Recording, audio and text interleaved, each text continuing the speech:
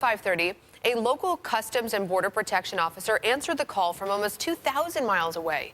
He spent time building schools and homes in Haiti. As News 4's Jen Shantz reports, his work here in Western New York translated to the work he did overseas. Jen? Nalina, that's right. Officer Steve Saraf is one of the people that asks for your passport at the border. But most of the year, he's actually training new officers on the use of force. It's a position that requires a lot of dedication and other important skills, some of the same qualities that made him want to volunteer. Officer Steve Saraf joined Customs and Border Protection because he wanted to make a difference. With our job, we like to help people. That's what we do.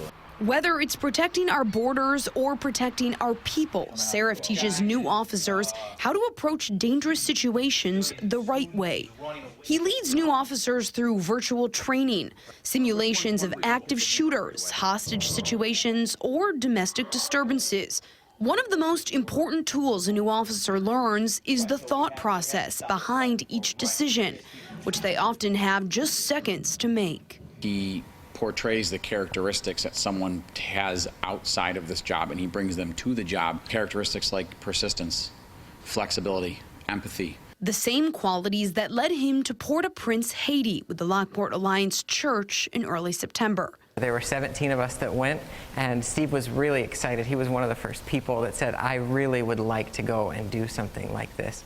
Saraf spent a week digging, building, and helping a community devastated by natural disasters and poverty to move forward. He helped build a school for more than 400 students. We put in plumbing, toilets, painted, built pews, built desks. He says the decision to go to Haiti wasn't something he thought long about. It was almost a no-brainer. It was a very simple decision to want to go over there and try to help and learn about what differences there is from their culture to ours, and to learn about different people. He knows he can't fix an entire country, nor can he make sure no officer ever makes a mistake. He says Haiti helped him to view each officer as an opportunity, just like each student, whose future is now just a little bit brighter. Now, Officer Saraf spent about a week in Haiti. The school he helped to build is for students grades kindergarten up through 7th grade. His church in Lockport has ties to that area, actually, as some of its members once ran an orphanage there as well. Live in the studio, Jen Shantz, News 4 at 5:30. It's nice.